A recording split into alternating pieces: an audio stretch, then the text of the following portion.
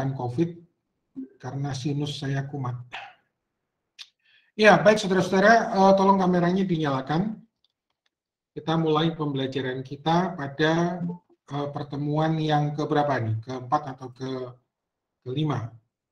Ya, hari ini Rabu tanggal 16 Februari 2002 pukul 07.01 kita mulai perkuliahan kita pada hari ini. Mari kita berdoa terlebih dahulu. Kami mengucap syukur Tuhan pada pagi hari ini kami boleh bertemu kembali dalam keadaan yang baik, semua karena pemeliharaan Tuhan yang sempurna dalam kehidupan kami. Kami mohon Tuhan sertai kami semua dalam studi kami, kegiatan kami pada hari ini, berikan kekuatan di tengah kondisi sulit yang kami hadapi saat ini. Terima kasih Tuhan. Dalam nama Tuhan kami berdoa dan mengucap syukur. Haleluya. Amin. Ya, tunggu dulu, saya izinkan masuk dulu. Oke. Nah, tolong semuanya kameranya dinyalakan. Saya ingin melihat wajah-wajah kalian semua. Imelda, tolong kameramu. Alvaro, Thomas, Irsa, Yabes, Kenanya. Ini saya nggak ngomong sama gambar kan masalahnya. Ya, seperti itu. Fitri, Lois, Bungaran, Stephen, ya, mana Kenanya? Kenanya, El Trio, Josia, ya Bes, Angel, Stephen, Kesia, Thomas, Bungaran, Stephen, Lois, mana kameranya? Saya itu guru, kalau dosen itu juga gembala ya saudara ya. Jadi ingin melihat apakah domba-dombanya ini sehat atau tidak. Gitu. Josia, kamu sehat Josia? Sehat Pak. Sehat. Ya. Alvaro. Hadir Pak. Hadir. Bukan hadir, kameramu mana? Kok gelap gitu? Ya, jadi saudara-saudara, saya memberikan materi untuk saudara print di situ. Nah, tentunya itu lebih enak di print ya. Di print kemudian saudara baca, itu sebenarnya adalah diktat. Jadi saudara tidak ada alasan untuk tidak ada materi gitu. Nah, paling tidak sampai saat ini saudara sudah menguasai atau mempelajari tentang kata kerja. Nah, memang tugas kemarin terlambat ya. Ada karena saya diganggu oleh batuk, makanya penugasan belum saya upload berikan di Google Classroom. Nah, yang jelas perhatikan semua. Tugas untuk minggu ini adalah saudara kembali membaca 5 ayat. 5 ayat dari kitab manapun seperti yang lalu. Seperti itu. Nah, nanti setelah ini saya akan buat penugasannya di Google Classroom. Nah, oke. Saya merimain kembali ya. Mungkin saudara-saudara perlu diingatkan supaya tidak kehilangan arah di dalam belajar teologi. Ya. Jadi ini saya remind kembali. Tunggu saya buka papan tulis.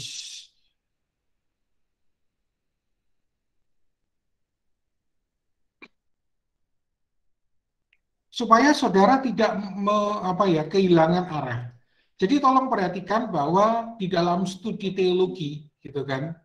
Ini layar saya bisa dilihat kan? Bisa, Pak. Oke. Perhatikan baik-baik.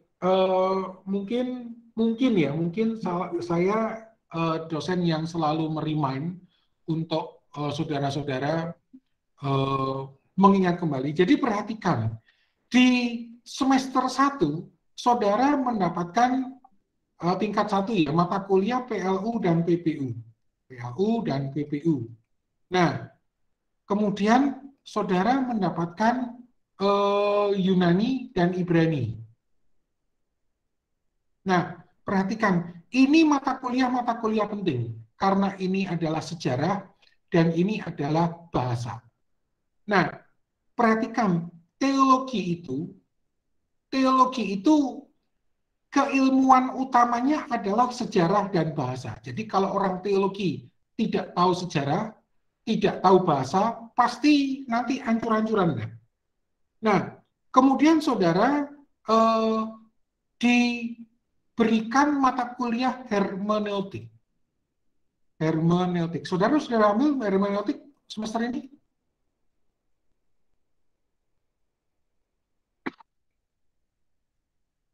Apakah semester ini mengambil hermeneutik? Halo? Ada, Pak. Ya. Nah, perhatikan. Jadi ini ibarat alat PLU, PPU, Yunani, Ibrani ini alat. Hermeneutik itu adalah ilmu untuk cara menggunakan alat. Nah, baru jadi yang disebut hermeneutik ini masih belum tafsir ya. Baru kemudian nanti semester depan, tingkat 3, semester 5 dan 6, saudara masuk yang disebut kelas eksegese atau kelas tafsir. Nah, ini merupakan praktek dari hermeneutiknya. Jadi perhatikan, ini urutan yang tidak bisa saudara lewati. Makanya kalau tidak tahu PBU, tidak tahu PLU, berarti sejarahnya tidak kuat. Tidak tahu Yunani dan tidak tahu Ibrani, bahasanya tidak kuat. Nanti di hermeneutik pasti nggak ngapa-ngapain. Karena hermeneutik ini adalah ilmu cara bagaimana menggunakan bahasa dan sejarah itu. Nah, kemudian nanti tingkat 3, semester 5 dan 6, saudara masuk kelas tafsir atau yang bisa disebut eksegese perjanjian lama maupun eksegese perjanjian baru. Nah, di situ adalah praktek menafsir. Jadi hermeneutik ini, eksegese ini adalah praktek dari hermeneutik. Nah, ini urutannya, saudara. Kalau eksegesenya, tafsirnya tidak kuat, saudara tidak akan bisa di kelas nanti teologi perjanjian lama dan teologi perjanjian baru. Ini juga di semester tingkat 3 ya, semester 5 dan 6. Nah, perhatikan baik-baik, ini urutannya. Nah, urusan kita semua itu karena di sini nih ada kitab suci gitu. Nah, makanya saudara sekarang ada di sini, di yang putih ini. Nah,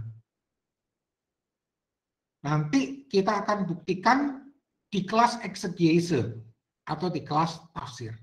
Jadi ini urutannya saudara-saudara ya.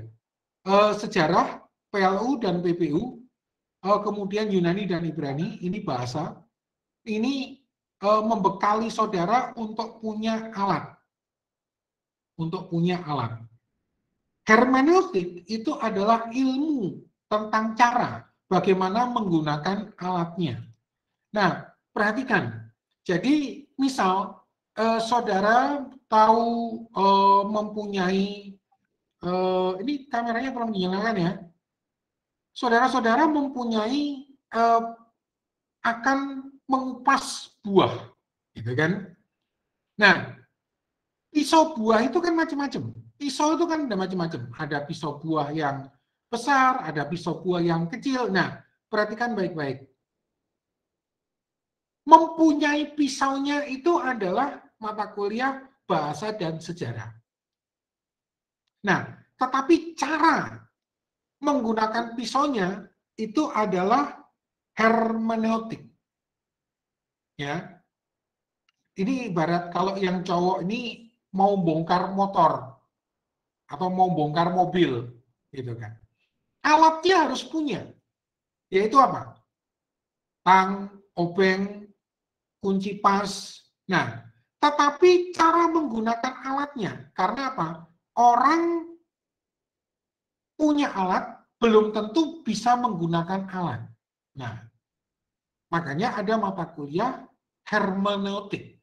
Hermeneutik itu adalah mata kuliah metode. Bagaimana saudara terhadap misal, satu bagian ayat tertentu menggunakan pendekatan sejarahnya lebih banyak dan bahasanya lebih sedikit, ataukah pada ayat tertentu pendekatan bahasanya jauh lebih banyak dan ayatnya lebih sedikit. Pendekatan sejarahnya. Nah, jadi perhatikan ya baik-baik. Dan ini nanti urusannya adalah kemampuan saudara. Itu nggak bisa dibohongi, saudara. Ya, ini karena saya orang teologi dan saya hari ini berbicara dengan orang teologi, makanya saya memberi semangat kepada saudara-saudara untuk saudara-saudara di tengah kesulitan yang kita hadapi, tetap belajar, mengeksplor semua yang menjadi ambilan mata kuliahnya tiap semester. Paling berapa sih? 12 mata kuliah kan? Nah, petanya untuk belajar teologi yang disebut biblika, itu adalah seperti tadi itu. Saudara nggak menguasai bahasa, saudara tidak menguasai sejarah, pasti di hermeneutiknya saudara nggak bisa ngapa-ngapain. Hermeneutik nggak bisa ngapa-ngapain, saudara masuk kelas eksegese atau kelas tafsir. Jadi kalau kelas tafsir itu ibarat praktik dari hermeneutiknya. Nanti semoga kita ketemu ya, semoga. Gitu kan? Nah, yang terjadi ketika saudara tidak menguasai bahasa dan sejarah, perhatikan, nanti ujung-ujungnya di kelas eksegese itu saudara cuma copy paste tafsiran dari orang-orang. Saudara sebagai teolog tidak bisa menafsirkan sendiri, tidak bisa menggali sendiri. Karena apa? Ya sejarah saudara lemah, bahasa saudara juga lemah. Nah, ujung-ujungnya saudara tidak akan bisa membuat pengajaran atau yang disebut dengan teologi. Nah, sebenarnya kalau yang disebut teologi itu, baik teologi perjanjian lama maupun teologi perjanjian baru, disinilah sebenarnya seorang hamba Tuhan, pengerja gereja, pemimpin gereja yang berkhotbah itu levelnya itu udah di sini. Karena disinilah dia membangun pengajaran yang berangkat dari kitab suci. Nah, jadi hati-hati dengan mata kuliah ini. Mata kuliah ini akan menentukan kualitas saudara sebagai teolog. Ya, perhatikan, saya bicara ini dalam rangka ingin semua saudara mempunyai kemampuan di dalam bidang biblika. Terus saudara menjawab, Pak, tidak semua kami biblika. Kami ada yang pastoral, ada yang etika, benar. Tapi perhatikan, biblika itu menjadi dasar karena apa? Sederhana alasannya. Saudara tidak akan pernah meninggalkan kitab suci. Saudara tidak akan pernah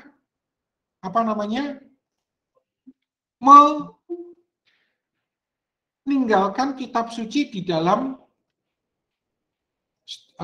pelayanan saudara. Nah, ini kan ceritanya adalah bagaimana untuk membuka kitab suci gitu kan. Menerjemahkannya, kemudian menggali ajarannya hingga saat ini. Kemudian kita bentuk pengajarannya sampai ke sekarang di sini di pengajaran ini. Nah, maka itu saudara perhatikan baik-baik sekali lagi, ini adalah peta ya, peta kemampuan saudara. Jadi selama kita masih pakai kitab suci atau Alkitab, gitu kan, kita memerlukan ilmu-ilmu ini. Nah, nanti ujung-ujungnya saudara akan melihat ya bagaimana kualitas pengajaran saudara, bagaimana kualitas tafsir saudara. Nah, ini kita tinggal urut balik aja. Kalau, ya maaf ya, seorang pendeta atau seorang pelayan firman, gitu kan, pada level pengajaran yang di sini nih, ini seharusnya dia sudah mampu membangun pengajaran yang berguna bagi jemaat, tetapi apa namanya ajarannya begitu-begitu saja gitu kan. Itu pasti ada masalah di kemampuan eksegesinya. Nah, turun lagi, berarti karena dia di eksegese atau tafsir atau kelas atau kemampuan untuk menggali Alkitabnya nggak bisa, maka berarti di situ pasti ada masalah di hermeneutiknya. Dia tidak menguasai hermeneutik dengan baik. Ya. Nah, kemudian apa itu? Berarti bisa jadi alatnya nggak punya. Memang dia tidak punya. Tidak punya kemampuan di dalam sejarah dan bahasa. Nah, ini loh saudara-saudara urut-urutannya. Nah, ilmu apapun ya, perhatikan, ilmu apapun itu selalu ada core ilmunya. Contoh misal, orang yang studi teknik gitu, teknik elektro, itu pasti matematikanya harus kuat gitu. Nah, orang yang studi hukum, oh berarti filsafatnya juga harus kuat.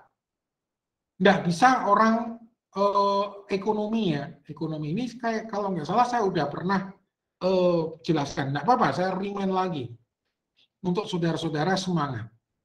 Nah, seperti orang ekonomi gitu, nggak mungkin dia ngomong ke dekannya, Pak, saya mau mendapatkan gelar sarjana ekonomi, cuma saya nggak bisa matematika, Pak. Gitu kan? Pasti saudara akan ya sudah, kalau gitu nggak usah ikut pembelajaran. Seperti itu kan? Nggak bisa. Nah, begitu juga orang IT. Orang IT itu kemampuan dasarnya adalah logika. Nah, termasuk teologi. Nah, teologi ini adalah senjatanya adalah sejarah dan bahasa. Jadi kalau ngecek orang teologi itu gampang loh. Tanya aja soal sejarah dan tanya aja soal bahasa. Menguasai enggak? Karena kitab suci itu intinya adalah sejarah dan bahasa. Ya, baik perjanjian lama maupun perjanjian baru, itu intinya core keilmuannya adalah sejarah dan bahasa. Jadi kalau kalian nggak pernah baca buku sejarah, tidak menguasai bahasa, ya mau ngapain? Itu ujung-ujungnya, sorry ya, saya harus katakan, saudara ini STH tapi jadi pemain musik saja. Dan ini memalukan sekali ya, memalukan sekali. Saya tidak mengatakan saudara tidak main musik, tidak boleh main musik loh, tidak. Tapi core keilmuan saudara di dalam gereja lokal itu harus sampai pada tadi itu. Saudara harus bangga kalau duduk di misal komisi pengajaran gitu. Jadi jangan bangga kalau apa namanya pelayanannya itu dalam pengertian, loh Pak melayani kan semua, benar, benar. Dan saya tidak mengatakan tidak boleh melayani musik, tidak boleh melayani kasar, tidak. Tetapi saudara-saudara itu sesuai dengan bidang keilmuannya yaitu teologi, itu diharapkan untuk bisa membangun apa? Pengajaran yang berguna bagi masyarakat, berguna bagi jemaat. Nah, biasanya ini yang sering terjadi ya. Biasanya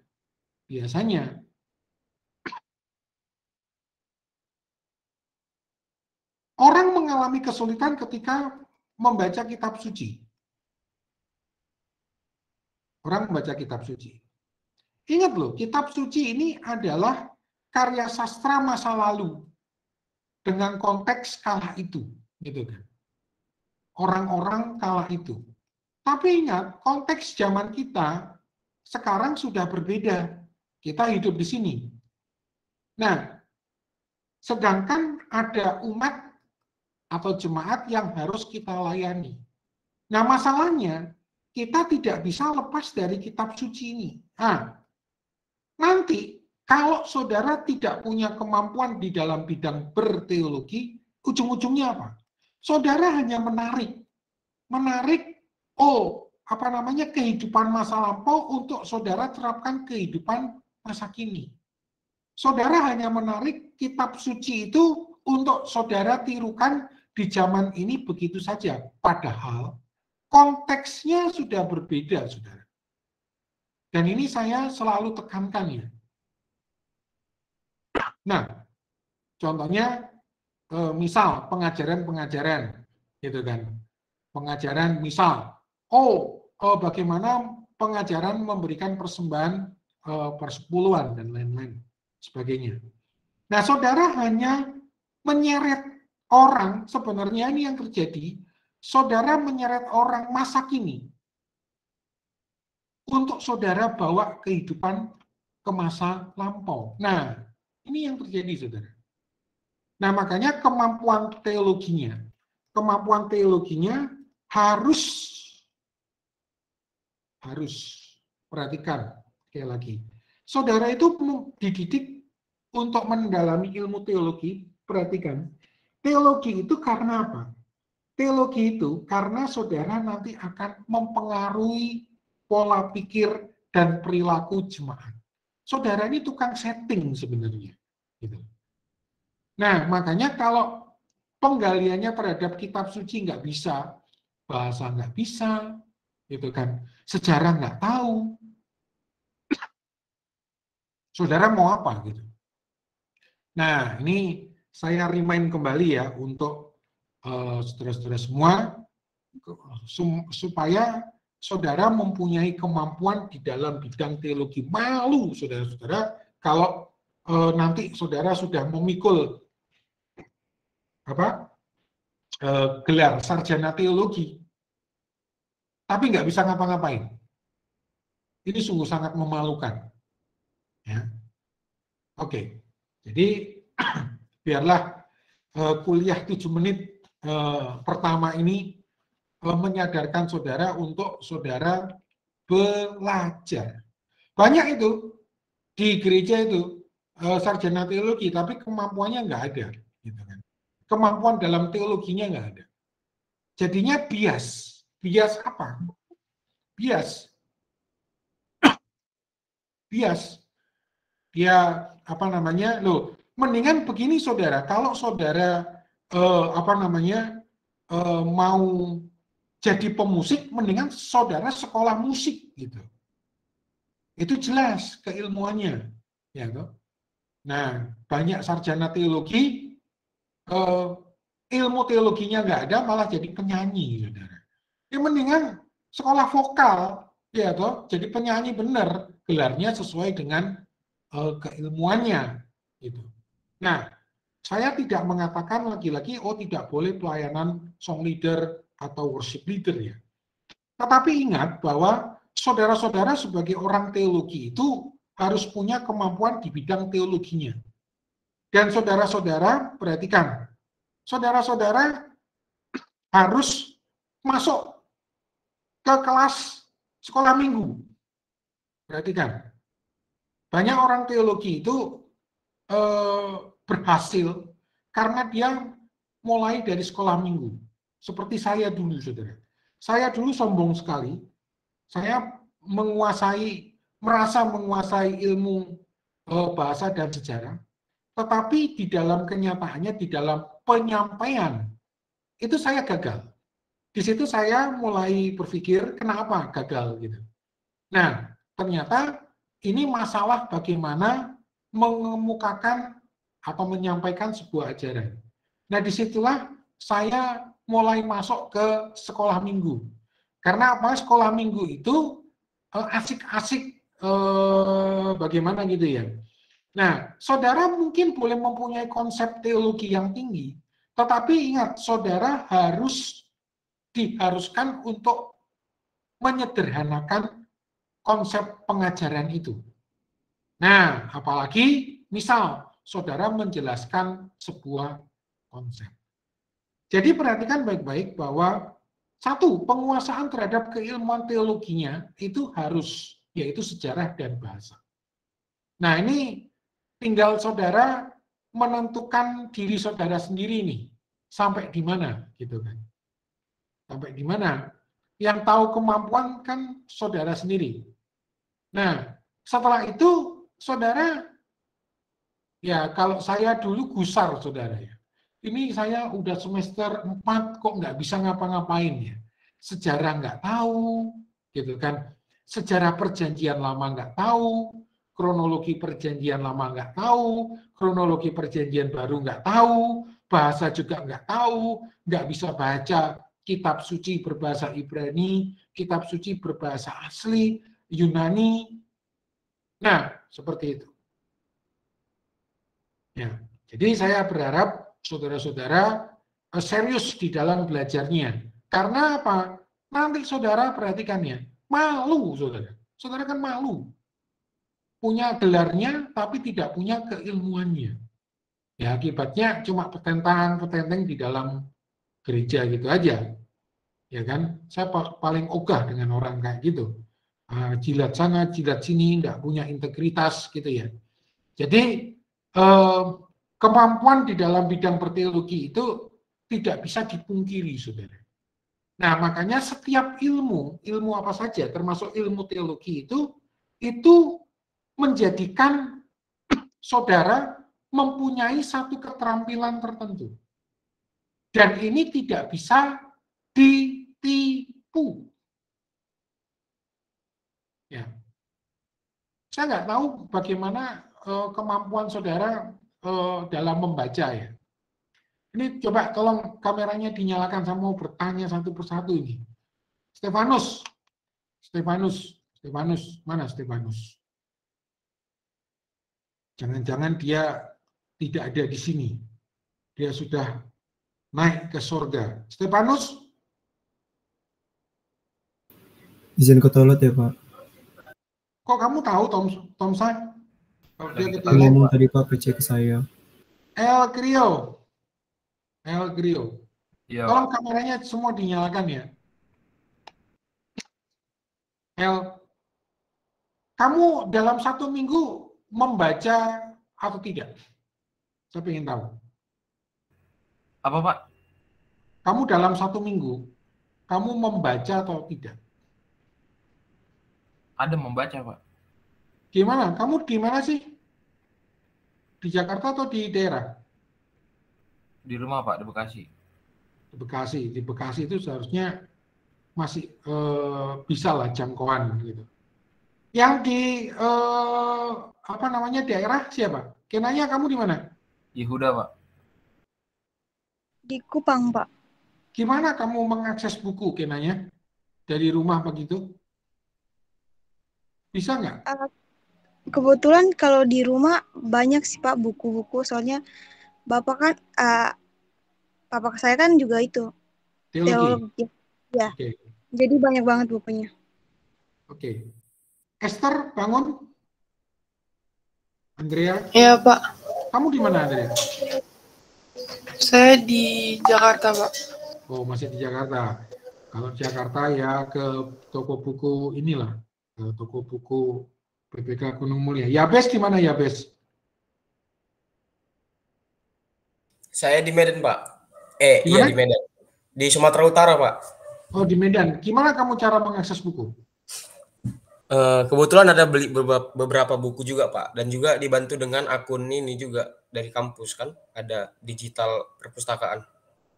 Oke. John Calvin? John? Ya, Pak. Ya, Pak. Kamu dalam 1 minggu itu menghabiskan waktu untuk membaca berapa lama? Nggak menentu sih, Pak, kalau waktunya.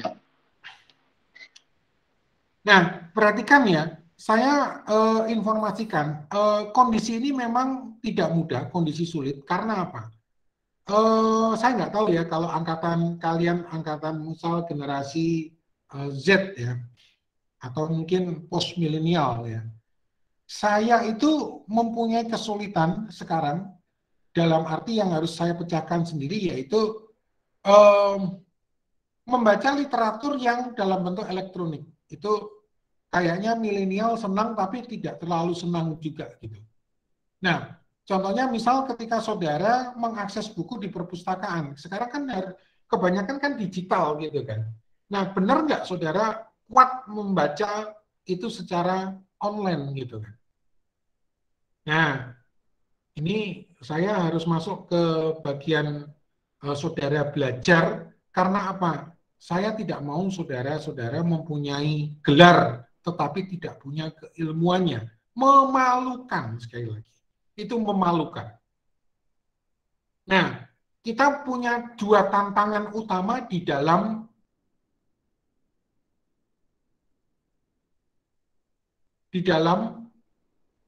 masa-masa yang sulit ini. Satu, keterbatasan literatur, kalaupun ada itu dalam bentuk digital, bukan dalam bentuk hard copy buku gitu kan. Dan yang kedua adalah saudara-saudara harus punya jam belajar. Karena apa? Perhatikan ya, di rumah itu akan lebih nyaman, saudara. Ya toh? Di rumah. Kesia, kamu di mana, Kesia? Palembang kan? Ya, kamu kegiatanmu seharian itu ngapain? Setelah kuliah gitu. Kuliah udah capek gitu kan? Dari pagi sampai siang gitu. Nah, belum nanti kegiatan-kegiatan di rumah, kegiatan-kegiatan keluarga gitu kan. Nah, ini menjadi tantangan sendiri. Cara ngitungnya gini, saudara. Saya kasih tahu ya, cara ngitungnya gini. Dalam satu hari, dalam 24 jam itu, benar nggak saudara belajar? Dalam pengertian gini, belajar mandirinya itu, bukan mengikuti perkuliahannya ya. Nah, saudara-saudara tolong sadar ya, di dalam perkuliahan itu dosen interaksi cuman sekitar 14-16 kali pertemuan. Nah, di dalam 14 kali 16 kali pertemuan itu kalau saudara mau asal lulus ya bisa aja. Tetapi belum tentu itu menjamin keilmuan saudara. Makanya ini mumpung saya nggak tahu ada roh apa mengingatkan kembali saudara ya. Tolong kuasai sejarah dan bahasa kalau saudara mau memikul sarjana teologi dengan baik. Ya, perhatikan. Tolong kuasai sejarah, bahasa, dan satu lagi, filsafat. Karena apa? Filsafat itu, teologi itu sebenarnya ya juga filsafat. Ya, gitu ya. Oke, sampai di sini mungkin ada yang dikomentari atau ditanyakan? Shalom, Pak. Ya, silakan Bung Aren. Tadi kan Bapak lagi bahas banyak buku nih. Kita bahas buku aja mungkin ya, Pak. Jadi gini, Pak. Kalau menurut saya berdasarkan apa yang saya lihat juga ya, Pak, selama ini. Makin banyak kita baca buku, berarti makin banyak kita dapat insight dari buku tersebut. Nah, ada beberapa buku teologi yang mungkin berbeda dari doktrin yang ada, gitu, Pak. Jadi membentuk orang tersebut untuk mungkin agak keluar dari doktrin, tapi tetap taat pada kebenaran gitu loh, Pak. Ya. Menurut Bapak bagaimana seperti itu? Nah, oke, ini pertanyaan yang bagus. Perhatikan semua. Saya tidak mau saudara menjadi orang doktrinal. Ya. Saya mau, nah makanya, jadi kalau kita mau gambar itu sebenarnya seperti ini, nggak apa-apa. Ini mumpung ketemu. Jadi perhatikan baik-baik ya. Makanya orang biblika itu tidak pernah repot dengan doktrin, saudara. Karena dia selalu melihat teks yang paling dasar itu di sini. Nah, orang biblika itu selalu melihat teks secara dua arah. Nah, sedangkan orang dogma itu sebenarnya ada di mana? Orang dogma itu sebenarnya ada di sudah Dogma itu sebenarnya adalah teologi. Nah, tadi itu saya katakan makanya kalau teologi. Nah, jadi perhatikan kalau orang Biblika ini selalu melihat yang esensi. Nah, sedangkan orang dogma itu hanya berpegang pada ajaran yang sudah jadi. Nah, makanya saya selalu menyemangati mahasiswa saya untuk menguasai Biblikanya dulu. Karena apa? Dari sinilah nanti akan membentuk pengajaran. Itu. Nah, sebagai contoh ya, sebagai contoh.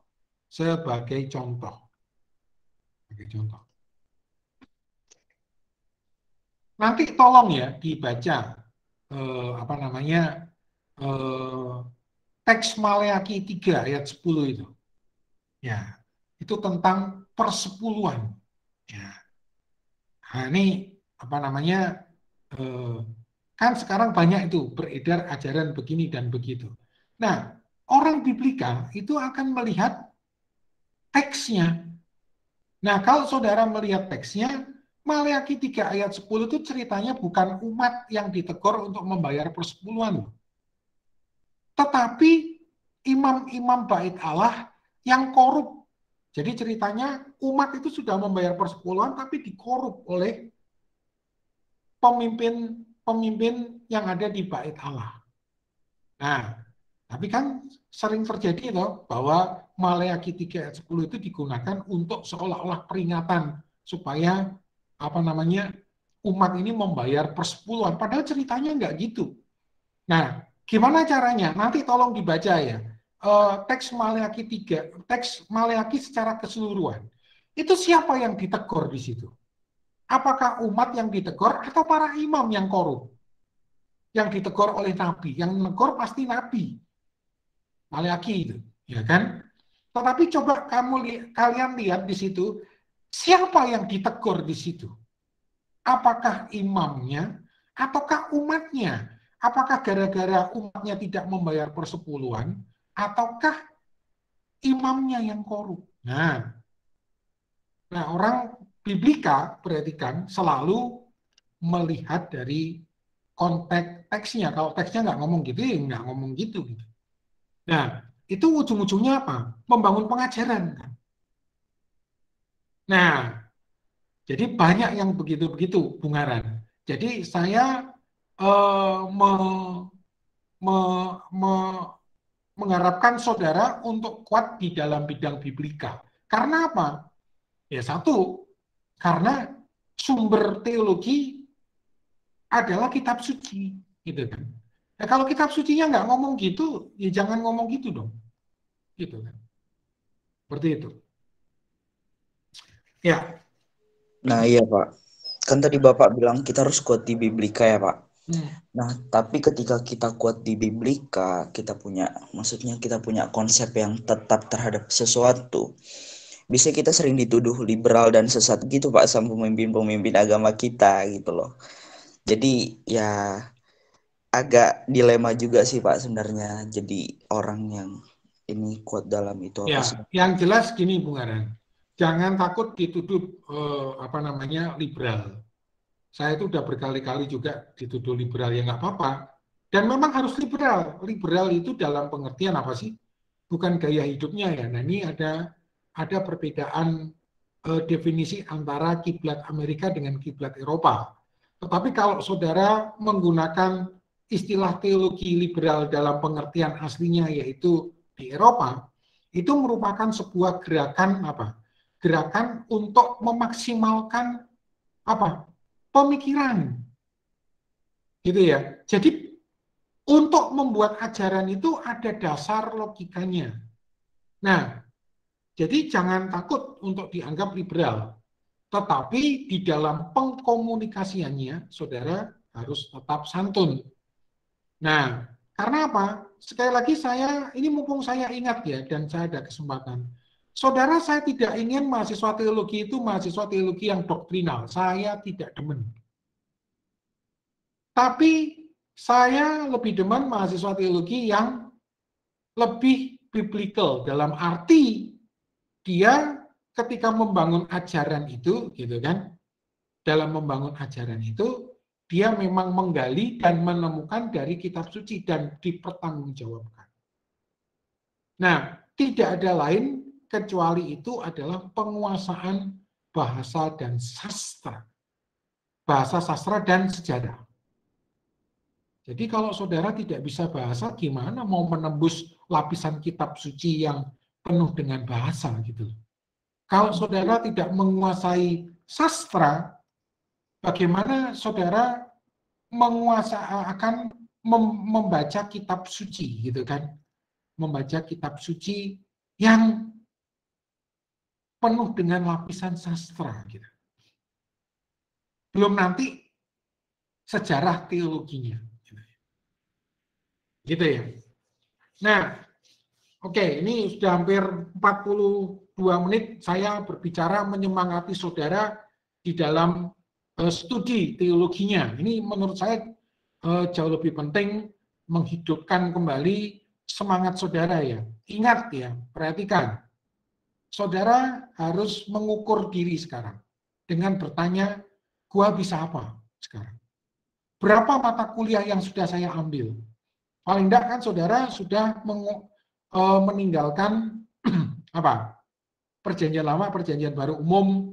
Nah, tanya, sejarahku sampai di mana? Gitu. Itu saudara ya kalau orang sakit itu atau orang sehat itu melakukan general check up ya. Jadi saudara harus tahu general check up diri saudara sendiri ini sampai di mana gitu. Oke. Kita masuk ke materi, tolong diperhatikan.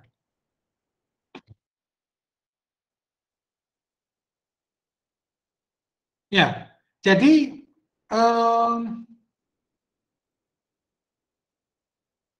di tangan saudara sudah ada file untuk saudara menjadi sumber belajar kita menjadi sumber belajar kita untuk mata kuliah bahasa Ibrani 2. Nah, kita sudah sampai sebenarnya di kata kerja ya, yaitu di paradigma kata kerja. Tunggu, ini saya rotate dulu.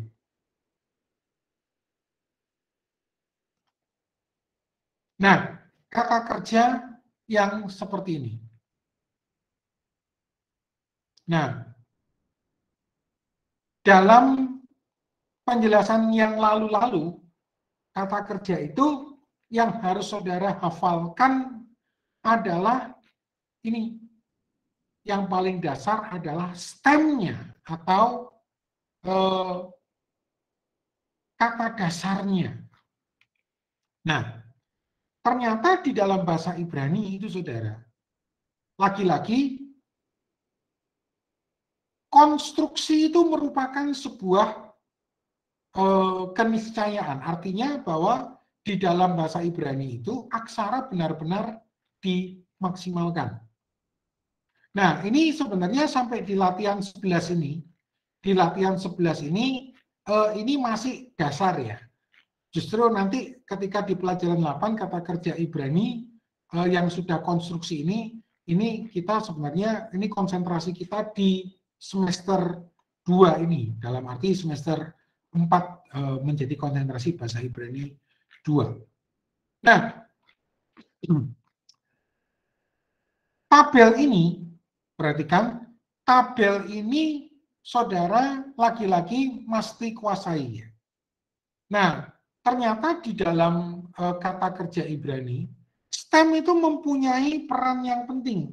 Makanya akar kata sebuah kata, baik itu kata kerja maupun kata benda, saudara mesti tahu stemnya. Caranya gimana? Nah, sebentar saya kirimkan ke Michael kamus ya. Jadi itu menjadi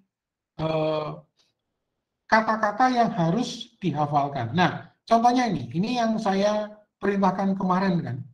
Oh, kalau menghafal stemnya, saudara-saudara hafalkan komposisinya. Contoh misal menciptakan bara. Oh, ternyata itu terdiri dari bet, res, dengan alef. Nah, disinilah saudara-saudara tahu komposisinya. Sehingga apa? Nanti ketika dia sudah menjadi bentukan seperti ini, nah, ini. Menjadi bentukan seperti ini, saudara-saudara akan tahu, oh ini sebenarnya asal-muasalnya dari apa. Nah, jadi sampai di pelajaran 11 ini, sebenarnya ini masih dasar. Nah, konsentrasi kita di semester kedua atau Ibrani 2 itu adalah pada kata kerja. Nah, jangan lupa bahwa di dalam konstruksi kata kerja Ibrani itu ada 3 bagian, yaitu stemnya, kemudian bagian yang kedua yang kita bilang sebagai subjeknya, dan juga sebagai objeknya. Nah, ini kalau dibuat. Nah, stem sebagai predikatnya. Nah, kalau begitu, ini merupakan sebuah konstruksi. Nah, sekarang contohnya misal, kita kerjakan ya.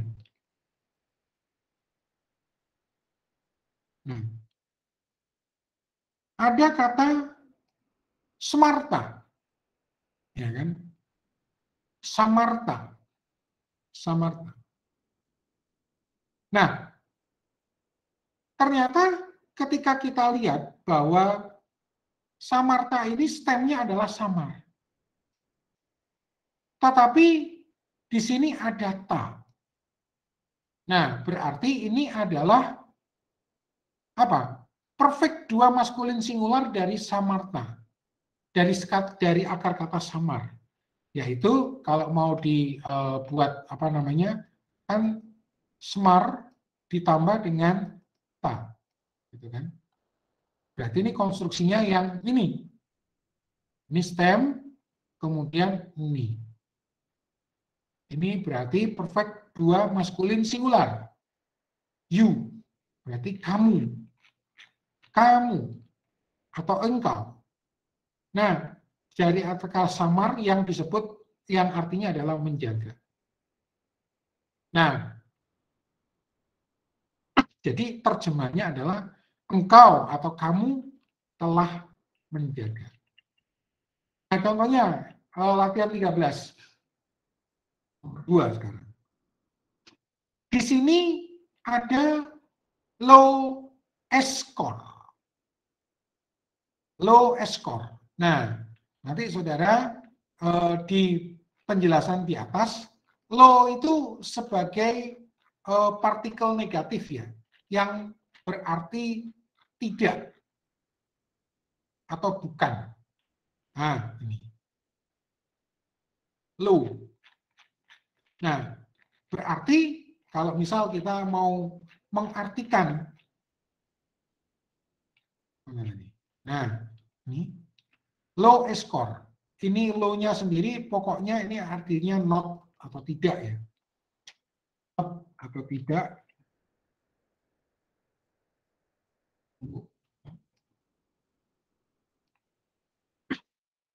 Not atau tidak.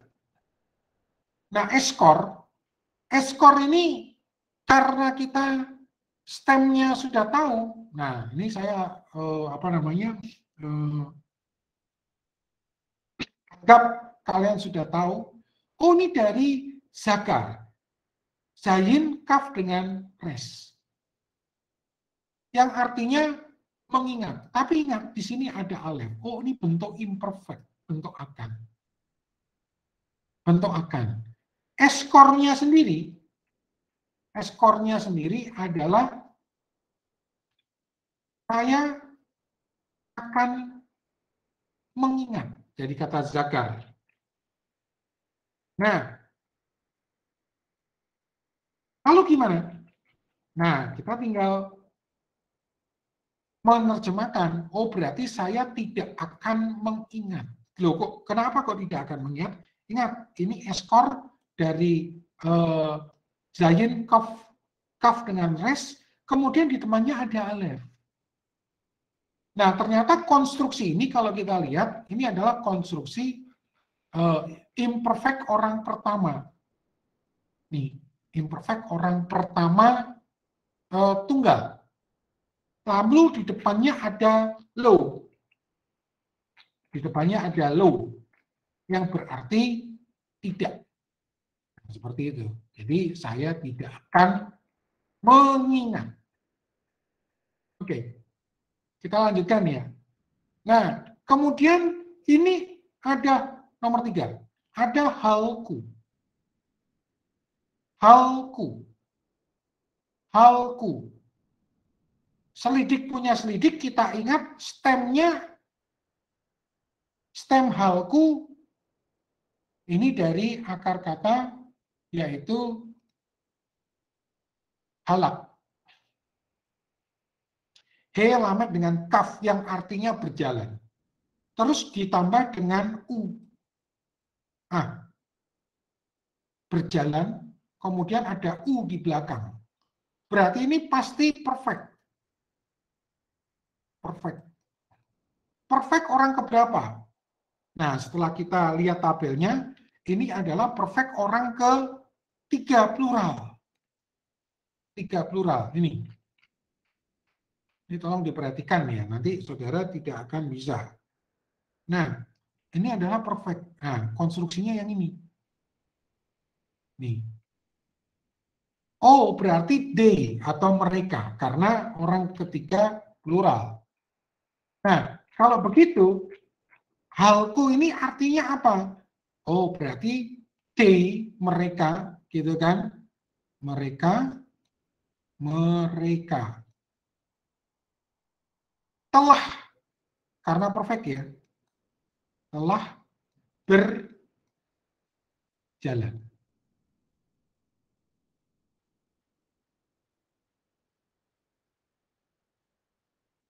Begitu. Nah, nomor 4. Nomor 4 kita lihat. Bacanya adalah lo yiskor. Lo yiskor. Nah, ingat kalau ada lo itu berarti not. Yiskor, kita ingat dulu bahwa ini stemnya adalah zakar, mengingat. Tetapi ini ada yud di depannya. Bunyinya adalah yiskor. Nah, setelah kita lihat, oh berarti ini pasti konstruksi imperfect karena ada di depannya. Nah, setelah kita lihat tabelnya, nah ini mesti ingat, oh ini konstruksinya adalah ini. Yud, yiskor. Oh berarti orang ketiga. 3 apa? 3 singular, maskulin. Dia, he. Nah berarti apa? Ya berarti ini adalah bentuk imperfect. Imperfect. Orang ketiga maskulin singular. Berarti apa? Dia apa? Dia maskulin ya. Lo yiskor, tidak akan mengingat.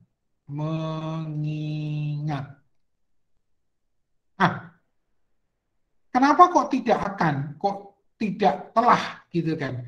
Karena ini adalah konstruksi dari imperfect gitu. Nah, berikutnya.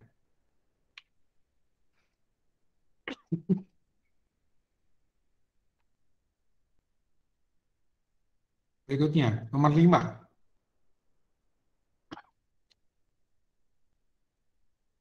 Ya laten. Ya laten. Ya laten. Ya kan? Nah, karena saya sudah hafal apa namanya stemnya, ini T dari stem yalat yang berarti melahirkan. Ditambah dengan tem. Oh, berarti ini pasti konstruksi perfect. Perfect orang keberapa? Tem, ternyata kita lihat di tabel, kita ingat bahwa tem ini adalah orang kedua feminin plural. Berarti kalian tapi kalian feminin. Nah, ternyata yalat itu melahirkan. Berarti artinya apa? Kalian, yaitu feminin, karena dia perfect, telah melahirkan. Ya, karena yang bisa melahirkan dalam arti biologis itu seorang ibu ya, feminin pasti. Nah, begitu. Terus, ya selanjutnya dengan cara yang sama, yaitu him, apa ini? Selu. Him selu. Nah, mata saya sudah bisa menebak karena saya hafal bahwa ini dari kata stem, dari stem massal. Berarti ada konstruksi yud dengan u. Oh, ini pasti imperfect ini. Imperfect. Stemnya adalah massal, gitu kan. Nah, kita lihat, kita ingat, oh ini imperfect orang keberapa? Ini imperfect, ternyata ketika kita lihat tabelnya, konstruksi y dan u. Imperfect orang ketiga, maskulin plural. Ini, y dengan u. Y dengan u. Berarti mereka maskulin, gitu kan? Mereka maskulin. Berarti ini disebut imperfect tiga maskulin plural.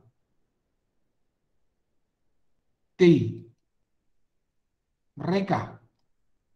Berarti apa? Mereka imperfect ya. Mereka akan massal, dari stem massal yaitu memerintah. Mereka akan memerintah.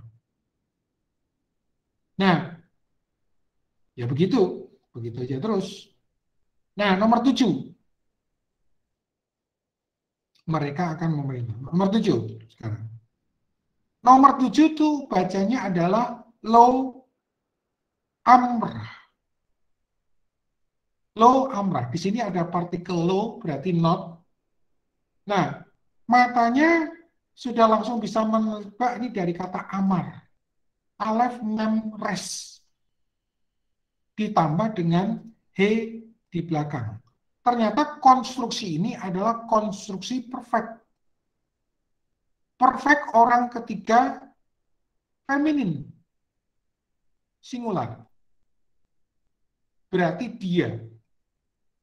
dia dalam pengertian she ya. Ngapain dia? Berkata, amar. Berarti terjemahnya adalah ini perfect loh. Berarti dia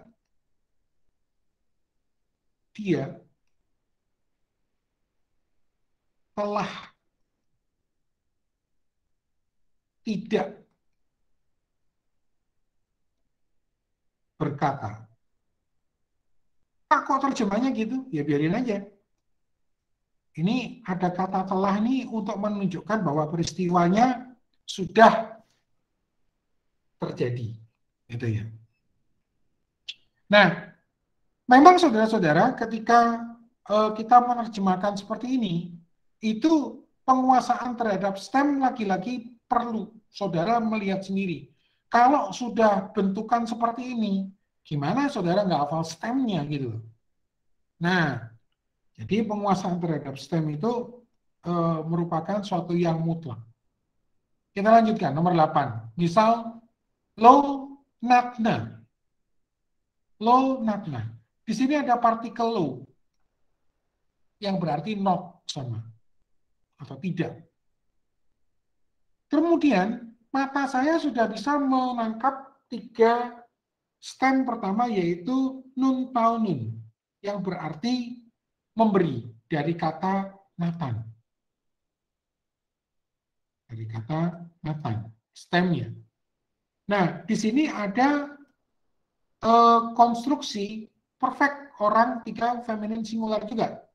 Karena apa? Ini kan berarti stem ditambah dengan he, yaitu sebagai perfect, kal perfect 3 feminine singular. Yang berarti dia. Dia dalam pengertian si. Si, ngapain? Memberi, tapi ada partikel not. Oh, berarti dia telah tidak memberi. Dia telah tidak memberi.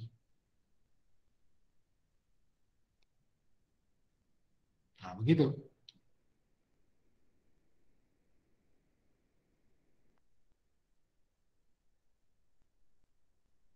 Ini sampai di sini kalian mudeng nggak nih? Ngerti nggak ini? Josia, kamu ngerti nggak, Josia? Bisa, Pak. Bisa. Coba tolong kameranya dinyalakan, saya mau absen sekalian nih. Saya mau ambil gambar, foto. Andrea, kamu ngerti nggak yang saya jelaskan tadi? Ngerti, Pak. Hana. Hana. Nah. Hana. Ya, Pak. Kamu ngerti nggak yang saya jelaskan tadi? Boleh, Pak. Paham-paham. Awas kalau kamu nggak ngerti ya.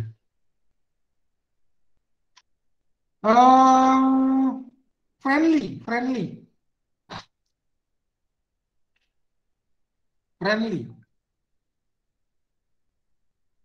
Ini orangnya nggak ada nih, friendly.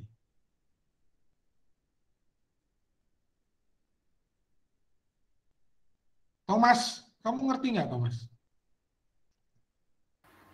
Mengerti, Pak. Lagi coba mengerti, Pak. Lagi ngikutin, Pak. Ya. Nah, nanti kita akan melihat ya. Ini kalau gitu kita selesaikan dulu aja. Kita selesaikan dulu. Nah, makanya kenapa saya mengalihkan saudara ke Google link yang lain, karena ini saya rekam ya. Jadi nanti saudara bisa pelajari kembali. Ada di Google Classroom-nya. Nah, oke. Kalau gitu, Thomas. Mas. Halo, Mas.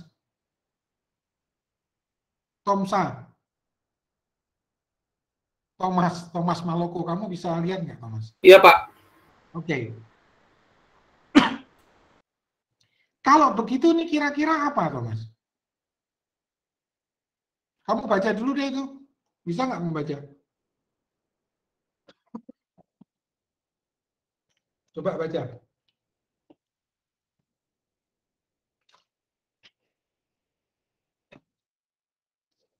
Ingat ya, kalian nggak bisa baca, saudara harus tinggal mengulang.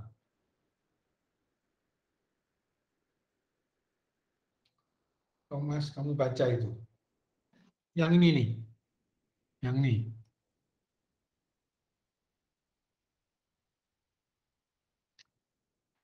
Coba kamu baca, Mas. Samese ya, Pak. Orang itu sudah ada. Gimana kamu kalau belum bisa baca gitu? Siap-siap untuk mengulang ya. Josia. Iya, Pak. Coba kamu baca itu.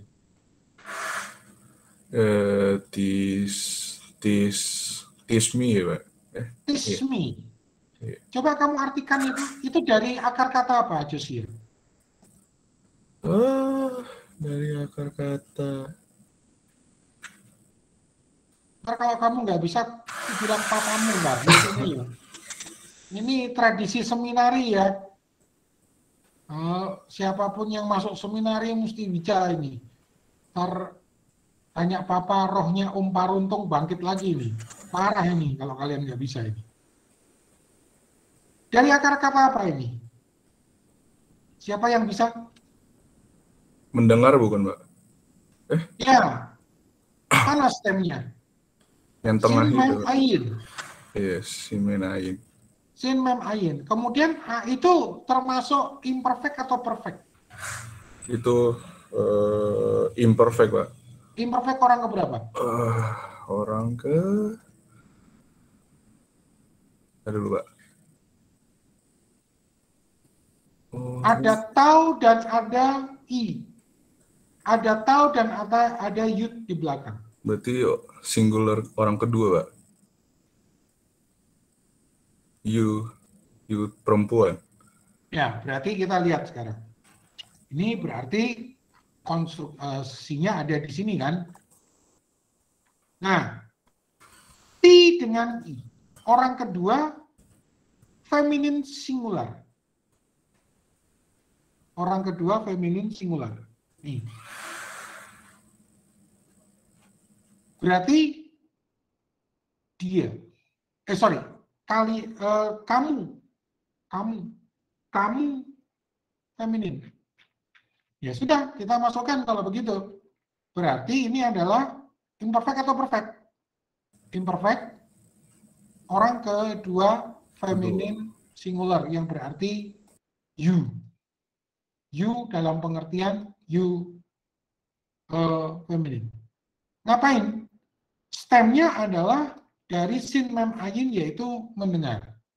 Berarti terjemahnya adalah kamu.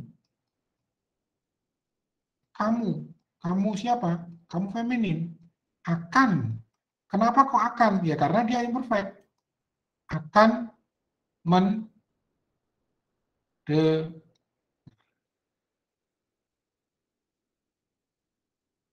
begitu. Oke. Nomor 10. Nomor 10 siapa?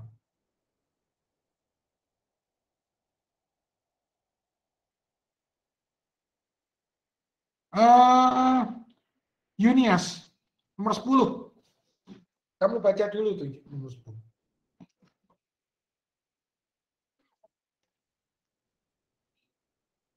Yunias Gracias. Iya, Pak. Kamu masih ngantuk di situ.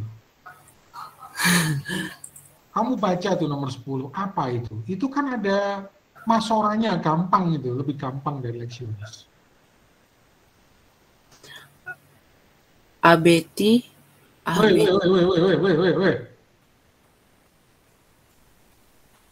Wah, kamu nanti saya kembalikan kamu ke semester 1 kamu. Abeti, Pak.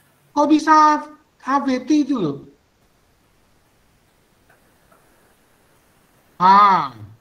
Kemudian Ahabeti. Ahafti.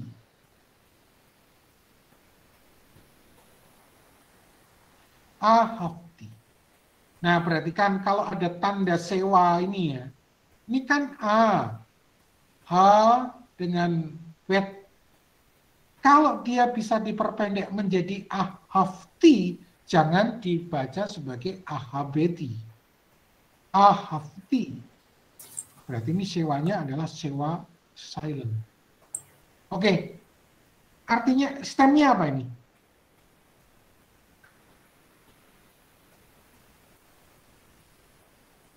Stemnya apa, Yunias? Sebentar, Pak. Cari kamus. Andrea, kamu bisa membantu Andrea. Itu stemnya apa? Stem itu yang I-nya itu, Pak, yang apa? Perfect. Bukan. Stem itu Perfect singular. Orang satu. Bentuknya. Stemnya itu pasti katanya. Oh. Jadi kata apa? Ayo, maaf, Pak. Katanya itu Sebentar. Kalau saya tanya itu STEM, mencintai. Kalau saya tanya STEM, itu sebutkan saja komposisinya. Pak, ini STEM-nya dari kata Alef, hebat, mencintai, Pak. ya, gitu.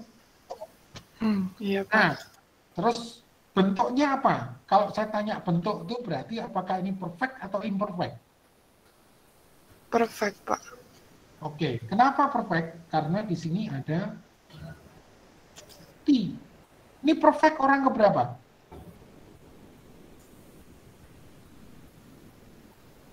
Halo? Orang pertama singular. Orang pertama itu nggak ada singular, non. Orang pertama itu namanya common. Oke. Iya, ada singular, ada plural. Cuma bukan feminin maskulin, benar. Orang pertama common singular, disebut CS, common singular. Karena tidak membedakan. Berarti ini terjemahnya apa? Artinya apa ini? Saya telah mencintai. Iya. So sweet. Kamu udah punya pacar belum? Enggak, Pak. Yang benar. Saya telah mencintai. Ya, oke. Terima kasih, Andrea. Yunias ini dari tadi belum selesai nih. Coba kamu kerjakan nomor 11.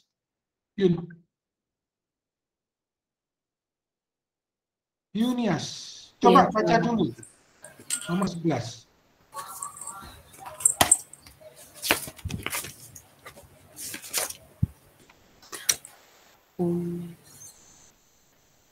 Oh, nanti aku kembalikan kamu ke semester 1, Yunias.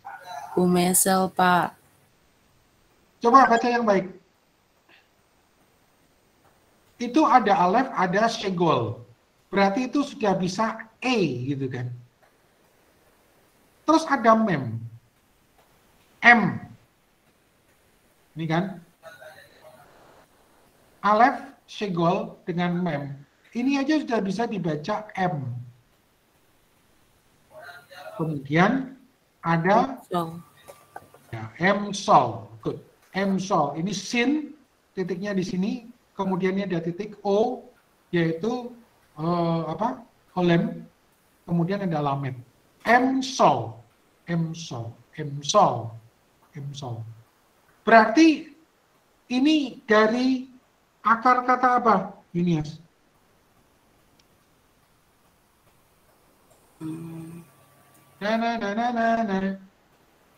Dari akar kata apa itu?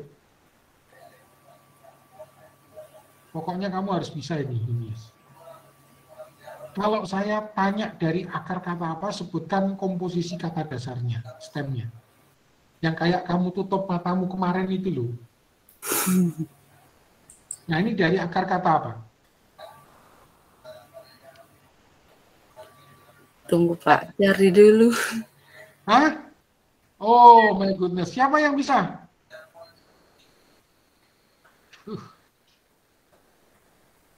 Andre bisa, Pak. Andre bisa.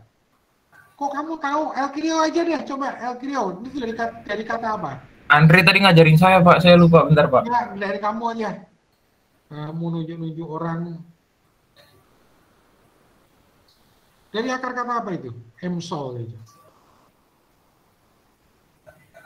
Rio. Kurang tahu, Pak. Bentar, Pak.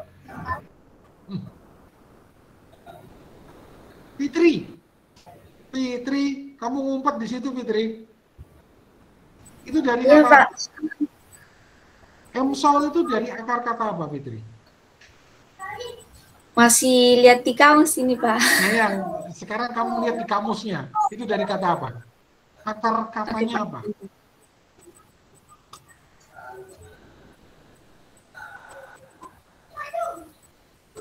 Irsa. Iya, Pak. Itu dari akar kata apa itu? Imperfect orang satu, Pak. Dari kata, saya tanya stemnya dulu. Stemnya apa itu? Emsol gitu. Memi, Sin, sama Lamek, Pak. Apa itu artinya? Mem, Sin, Lamet itu apa?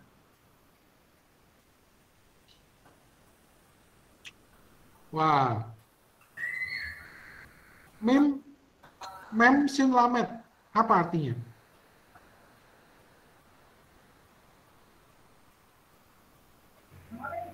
Kumon, Pak. Apa?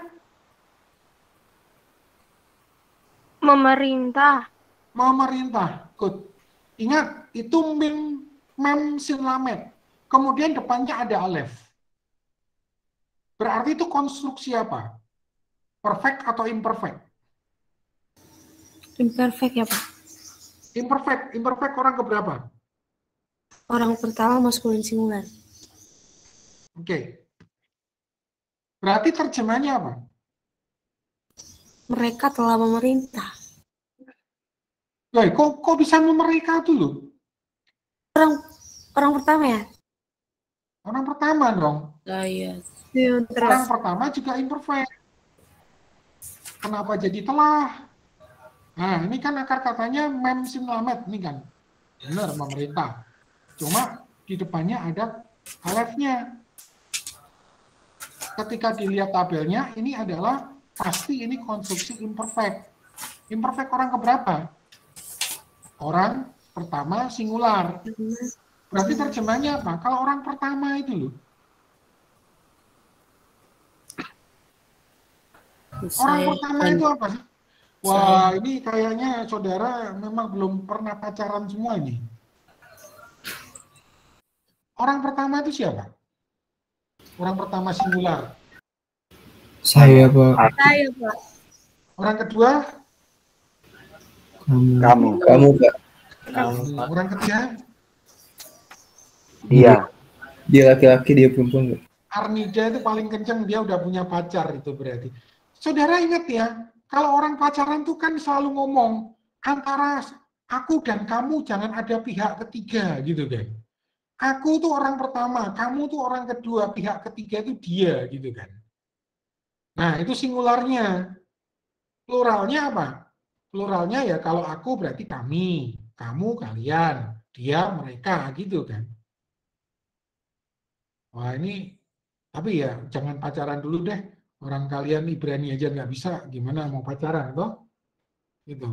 Ingat ya, antara aku dan kamu jangan ada pihak ketiga. Orang ketiga itu selalu dia. Orang pertama itu saya. Orang kedua itu kamu. Mana Tirsa tadi? Tirsa, jadi kalau begitu itu apa? Apa, Pak? Artinya tadi itu. Artinya mana, Pak? Nomor 11. Emsol, artinya apa?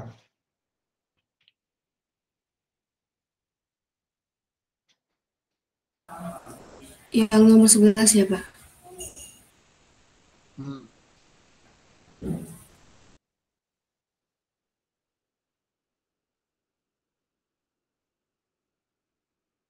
Apa? Alef di depan orang pertama. Imperfect orang pertama. Orang pertama itu siapa, Tirsa? Oh, itu pakai aku gitu, Pak? Atau saya? Ya berarti aku apa? Aku akan memerintah. Saya apa? Saya akan memerintah. Ya. Saya akan memerintah. Begitu, Tirsa. Saya akan memerintah. Aku juga boleh. Oke, good. Yunias nih dari tadi nggak beres nih. Coba kamu baca nomor 12, Yunias. Biar kita bully Yunias hari ini. 12. Oke. Lo. Baca dulu. Lo Yibetop. Lo Yiktop. Oke, ini udah saya kasih tahu deh bahwa ini mungkin belum ada. Ini dari kata kataf. Kataf itu menulis. Berarti terjemahnya apa ini? Ini perfect atau imperfect? Imperfect, Pak. Imperfect.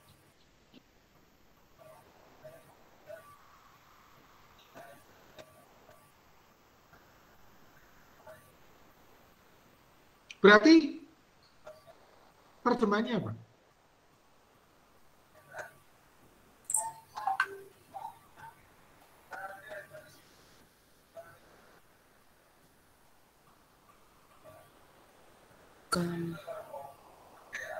Ada youth di depan stem, itu konstruksi imperfect orang keberapa? Nanti kalau nggak bisa, aku pulangkan kamu sama orang tuamu. Gitu. Ketiga, Kalian Pak. orang keberapa? 3. 3 apa? Imperfect 3. Ketiga. Singular, Pak. Maskulin apa feminin? Maskulin. Maskulin singular. Maskulin singular itu berarti orang siapa?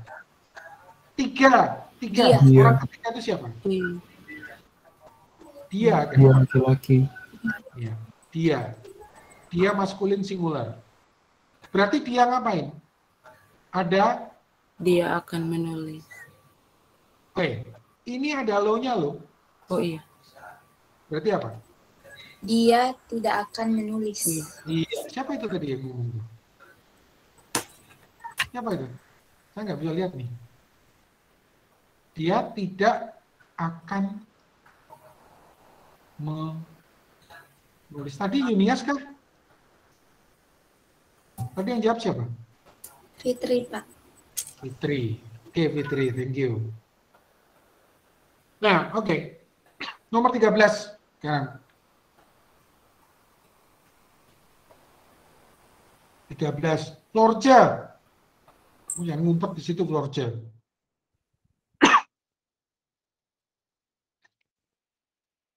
Florja, kamu baca nomor 13 tuh. Halo, Florja. Karetu. Halo, Pak. Kamu baca nomor 13 tuh. Kedengaran nggak suara saya? Suara saya kedengaran. Kedengaran suaranya, kencengan sedikit. Halo, Karetu. Nah, ingat Florja, kalau itu bisa kamu singkat menjadi kartu, baca sebagai kartu, jangan sebagai karetu. Jadi di bawah itu memang ada seva, seperti tanda titik 2 itu. Tapi kalau ini low, kemudian kartu, di sini aja sudah bisa kita penggal, tidak perlu sewanya dibunyikan. Itu ya, untuk semua. Low kartu. Nah, saya kasih tahu deh, ini stemnya adalah karat, yang berarti memotong. Memotong. Memotong. Pertanyaan, Florja, ini konstruksi perfect atau imperfect? Imperfect, Pak. Hah? Imperfect. Kok bisa imperfect? Imperfect dari mana? Akhirnya U, Pak. Yang U itu. Itu perfect atau imperfect kalau yang atas tuh? Ntar aku lihat, Pak. Perfect sih, Pak. Perfect orang berapa? Orang ketiga. 3 apa? Day. Hah? Orang ketiga. Iya, 3 apa? Orang ketiga plural, Pak. Plural atau singular? Plural. Ya. Perfect 3 plural. Berarti siapa? They. Ya, they, mereka. They. Mereka. Mereka berarti terjemahannya ini apa? Mereka tidak akan memotong. Woi, kok tidak akan? Itu perfect atau imperfect? Perfect, Pak. Berarti Mereka akan memotong. Mereka tidak akan memotong. Nggak bisa dong, kan nggak ada akannya. Oh iya. Mereka telah ya. Mereka telah tidak akan memotong. Kok tidak akan? Tidak memotong. Telah tidak memotong. Mereka tidak memotong ya, Pak? Mereka telah tidak Oh, memotong. itu telah. Mereka telah tidak memotong. Wait. Ini kayaknya saudara di Yunani diajarin time of action dengan kind of action nggak sih? Halo? Saya nanya, kamu di Yunani diajarin time of action dan kind of action nggak?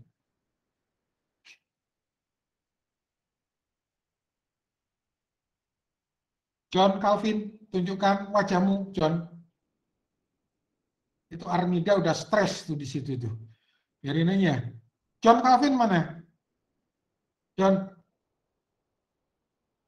Oh, ini nggak ada nih orangnya nih. Ya sudah, kita eliminasi aja. Angel. Ya, Pak. Coba tunjukkan mukamu, Angel. Jangan mengumpat. Ini saya nggak ngomong dengan gambar ya, saudara-saudara ya. Angel, kamu di Yunani diajarin time of action dan kind of action nggak sih?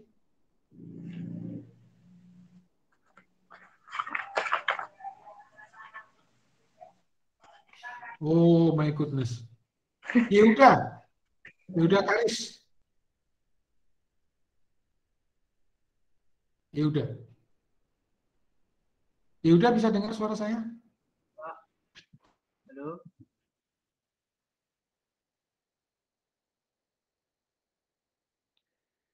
Oh, ngumpet dia. Saya tanya Kesia aja deh. Kesia, kamu diajarin time of action dan kind of action nggak? Di Yunani. Iya, Pak. Time of action itu apa?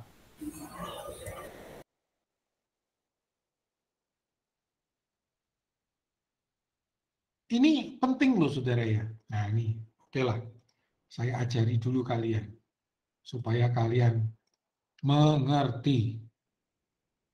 Tenses, perhatikan ya, tenses itu sebenarnya gampang, saudara-saudara.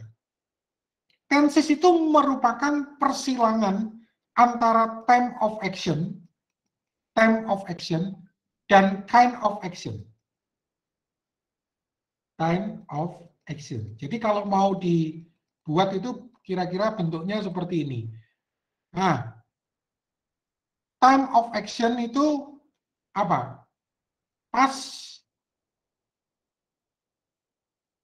present, dan future. Ini yang disebut time of action. Sedangkan kind of action itu antara lain apa? Ini nggak cukup nih, tunggu ya, saya hapus ya. Wah, ini kalau saudara nggak tahu ini, ya memang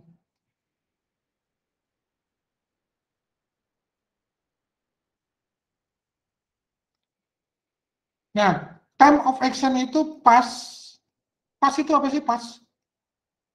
Pas-pasan, Pak. Past, present, dan future. Nah, sedangkan kind of action itu adalah simple, continuous, dan perfect.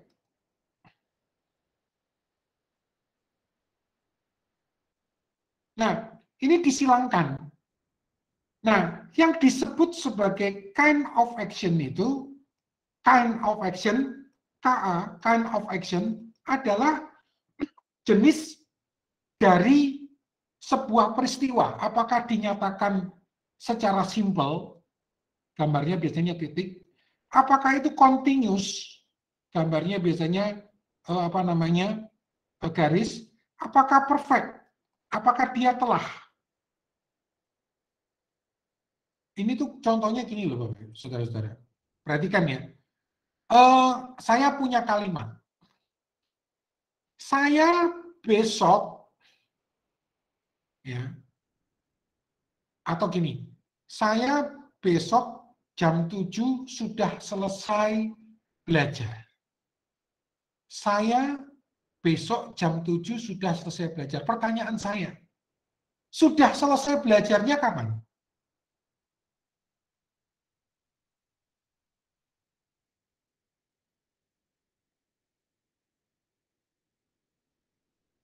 Saya besok jam 7 sudah selesai belajar.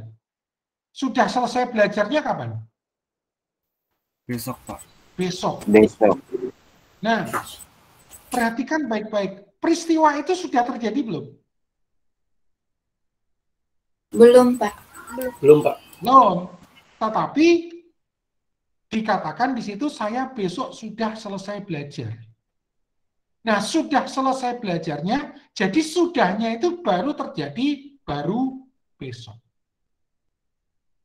Nah, ketika saya ngomong besok, itu berarti time of action-nya. Itu adalah future. Tetapi kalau saya mengatakan tadi itu sudah selesai belajar, itu adalah kind of action-nya. Berarti itu masuk dalam tenses apa? Peristiwanya terjadinya besok. Tapi saya mengatakan bahwa sudah selesai belajar, sudah selesai ini, perfect nih. Tapi sudah selesai belajarnya adalah besok. Itu di sini berarti. Berarti tensesnya adalah future perfect. Perfect yang terjadi baru di future.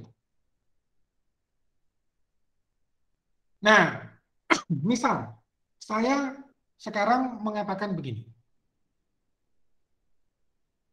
Sekarang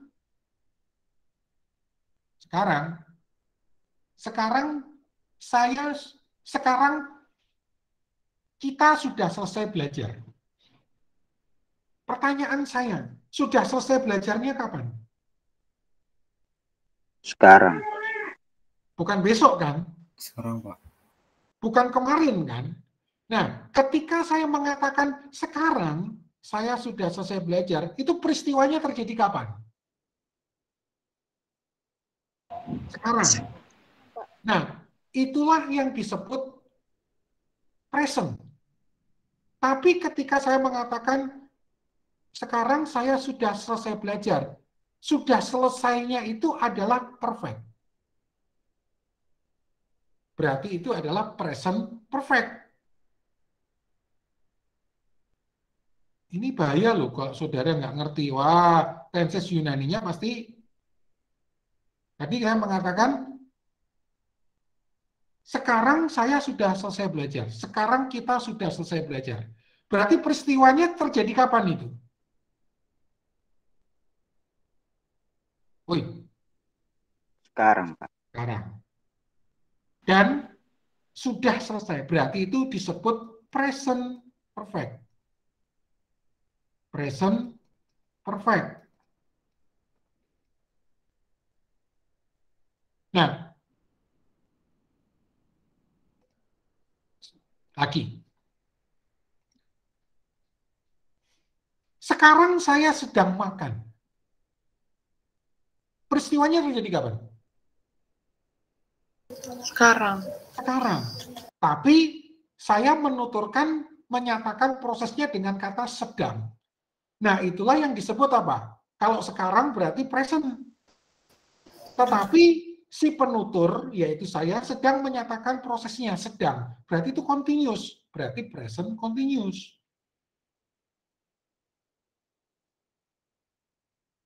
Ini penting loh ya. Wah, berarti di sini, sekarang saya sedang makan. Present continuous. Continuous yang terjadi pada present. Continuous bisa nggak terjadi di past? Bisa. Continuous yaitu bentuk keberlangsungan yang terjadi di past. Contohnya gimana? Kemarin jam 7 saya sedang makan. Sedang makannya terjadi kapan? Kemarin. Kemarin. Berarti itu disebut sebagai continuous yang terjadi di past. Berarti apa?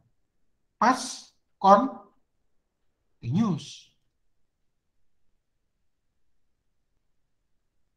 Mana tadi? Nah, kemarin jam 7 saya sedang makan, gitu kan? Sedang makannya terjadi kemarin. Oh, berarti ini past continuous.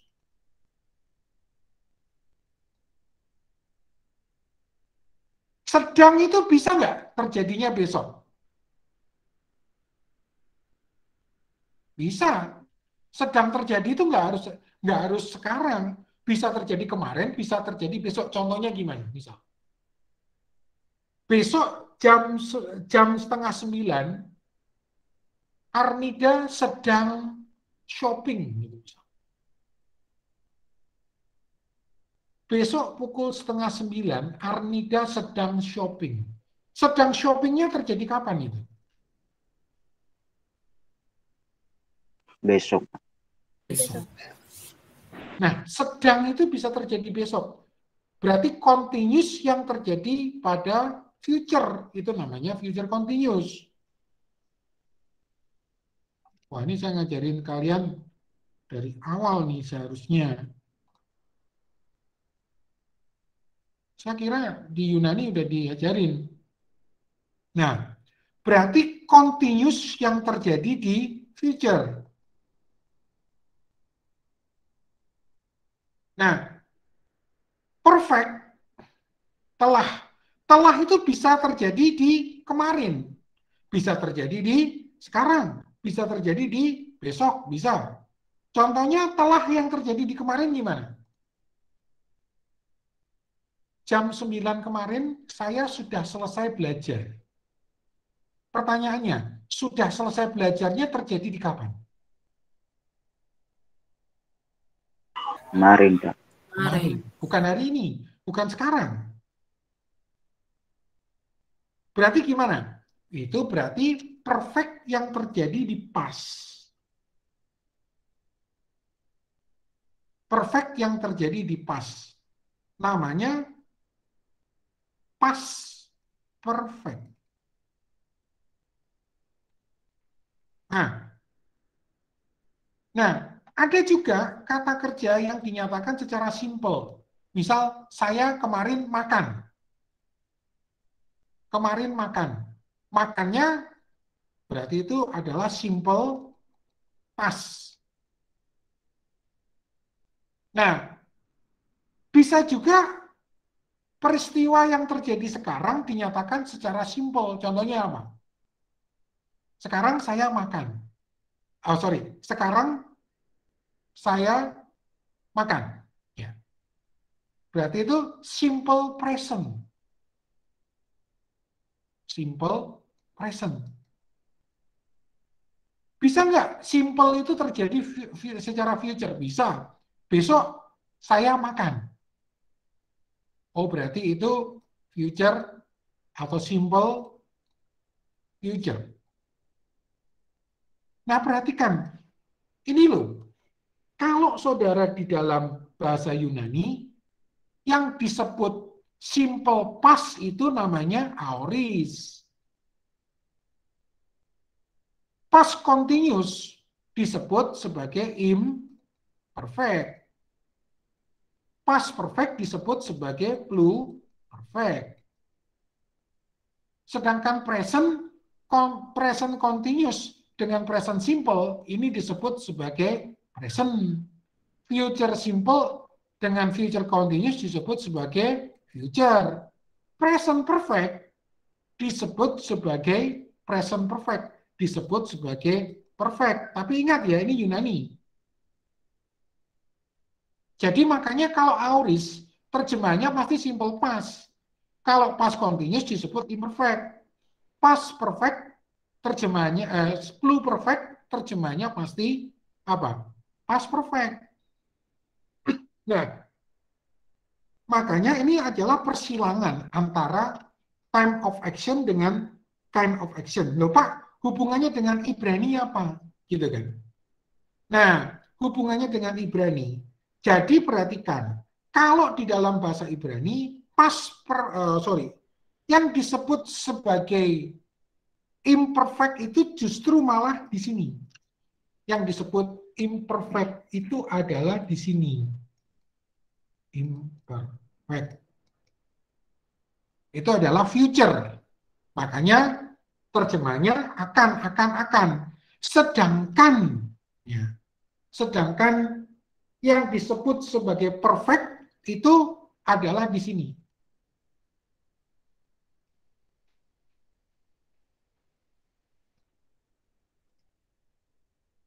Nah, jadi perhatikan, kalau tadi saya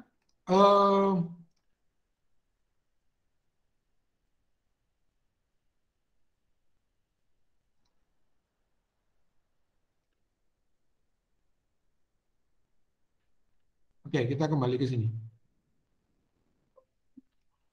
Jadi kalau disebut sebagai jelas ini konstruksi dari perfect, berarti terjemahnya adalah telah.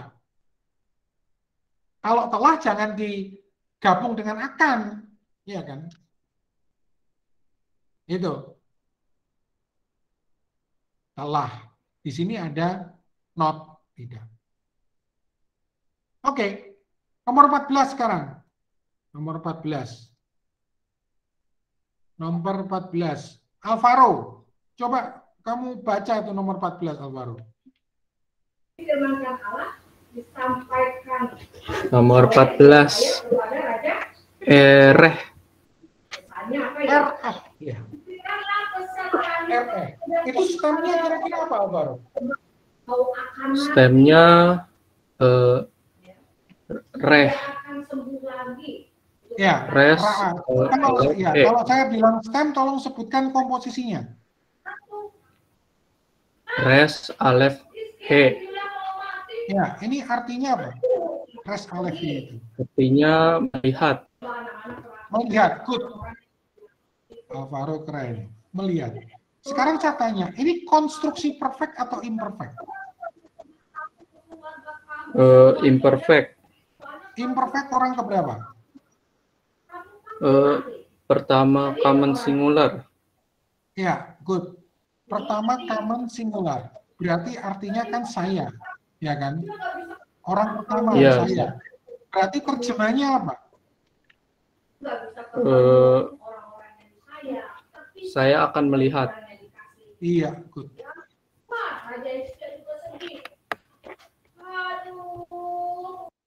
Thank you, Alvaro. Nah, ini loh Bapak Ibu, saudara-saudara sekalian, sistem bahasa mereka. Ya, sistem bahasa mereka. Jadi mereka tuh enggak punya kata telah, enggak punya kata akan. Laki-laki enggak punya kata saya, enggak punya kata kamu. Laki-laki aksara benar-benar dimaksimal. Nah, kita lihat ya. Jadi sistem bahasa mereka itu adalah seperti itu.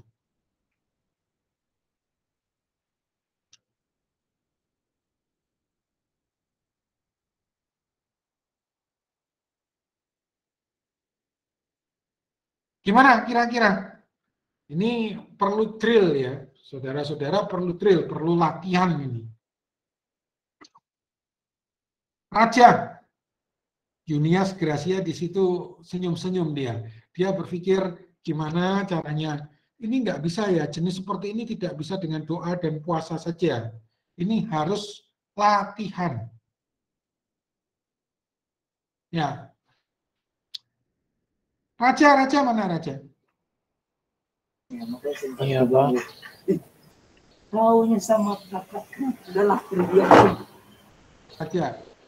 Ada, Pak. Memang luar biasa dunia tipu-tipu sekarang. Nah. Ada, Pak. Oke. Raja, coba kamu sekarang baca dan terjemahkan nomor berikutnya. Nomor 15. Aduh, saudara. Sebentar. Nomor 15, Raja.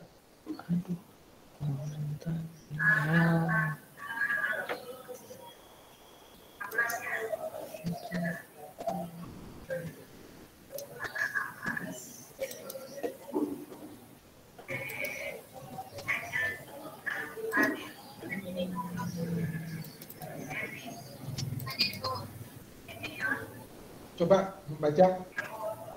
Baca. Iya Pak. Pak. Kamu udah bisa baca belum Raja? Agak tersendat Pak. Kalau baca. Mana kalau tersendat? Luar biasa Esra. Iya Pak. Maaf, Pak.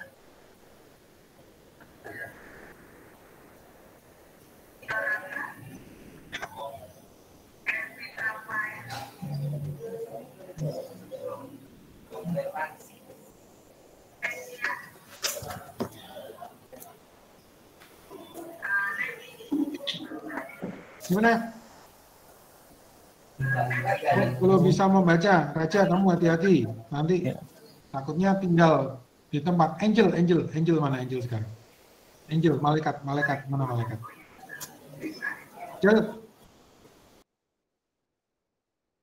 Angel.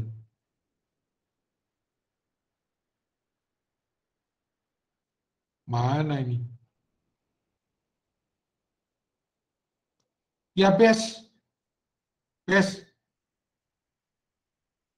Ya, Bes.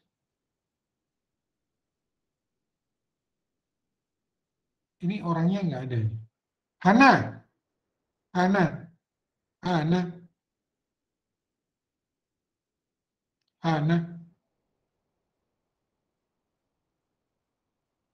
Ini orangnya juga nggak ada.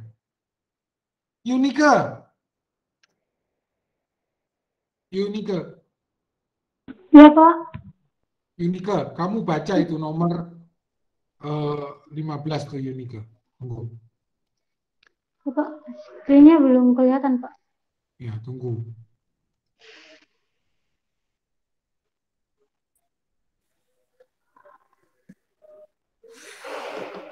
Yunika, kamu baca nomor 15. Ya, Pak.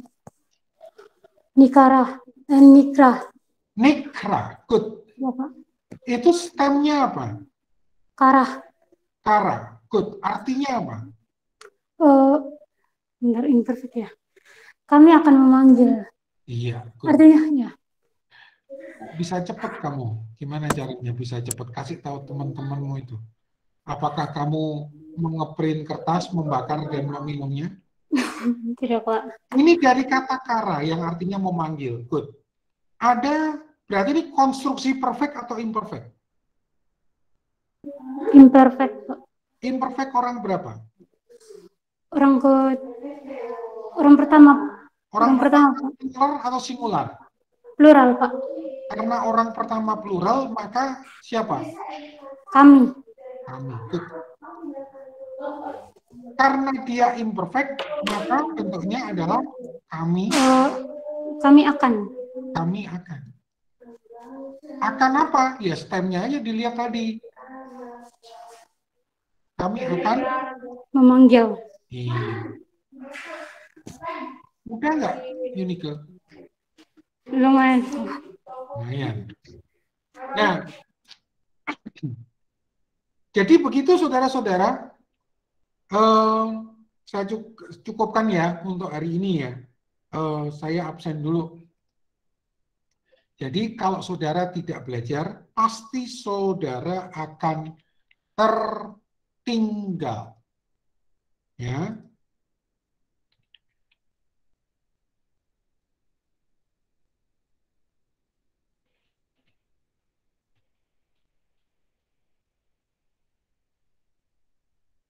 Tunggu, saya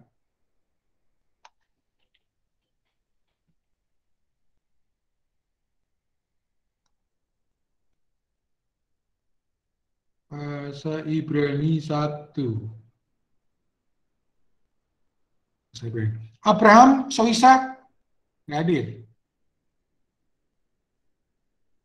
Albert, hadir Pak. Siapa itu? Albert atau Abraham? Albert Pak. Alvaro, hadir Pak. Andre, hadir Pak. Andrea, hadir Pak. Angel, hadir Pak. Arnida, hadir Pak. Bungaran, hadir Pak. Kristioli, Cristianoli kok Cristioli. Nggak ada. El Crio. Hadir Pak. Unika. Hadir, Pak. Pani. Fitri. Hadir, Pak. Itu siapa? Fitri. Florja. Iya. Hadir, Pak. Friendly. Gideon. Friendly nggak ada. Gideon. Hadir, Pak. Hana. Hadir, Pak. Imelda. Hadir, Pak. John. Josia. Hadir, Pak. Kenanya. Hadir, Pak. Kesia. Hadir, Pak. Lois. Hadir, Pak. Mikael. Hadir, Pak. Reinhard. Nggak ada. Stefanus. Nggak ada. Stephen. Nggak ada. Thomas Maloko. Hadir, Pak. Tomsa. Hadir, Pak. Waran. Nggak ada. Hadir, Pak. Yabes. Hadir, Pak. Yuda. Yuko. Hadir, Pak. Siapa itu? Yuko, Pak. Junias. Hadir. Raja. Hadir, Pak. Ya. Jadi jangan lupa saudara harus berlatih. Kemudian tugasnya adalah membaca 5 ayat dari kitab manapun kecuali Kejadian dan di-upload seperti biasanya. Oke, sekarang waktu sudah menunjukkan pukul 8.53 menit. Memang hari ini padat sekali. Nah, saudara, itu materi tolong di-print dan dipelajari. Saudara tidak akan bisa kalau tidak di-print gitu ya. Jadi itu sudah saya format dalam bentuk A4. Saudara tinggal pelajari dan dilatih kemampuannya. Dilatih. Kita masih akan melanjutkan materi ini minggu depan. Oke, tolong kameranya dinyalakan dulu. Siapa tadi itu? Christian. Kita mau foto. Foto. Alvaro, kameramu mana? Kamu kok hidup dalam kegelapan gitu? Joel, Fani. Ya, Bes. Ini kalau nanti sekretariat lihat nggak ada orangnya, terserah lu ya. Bersama, Pak.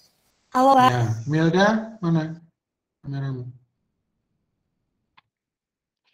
Ya, oke, saudara-saudara. Hari ini sampai di sini. Sampai jumpa minggu depan. Silakan leave dari ruangan ini. Terima kasih, sampai jumpa. Terima kasih, Pak. Terima kasih, Pak. Shalom. Terima kasih, Pak.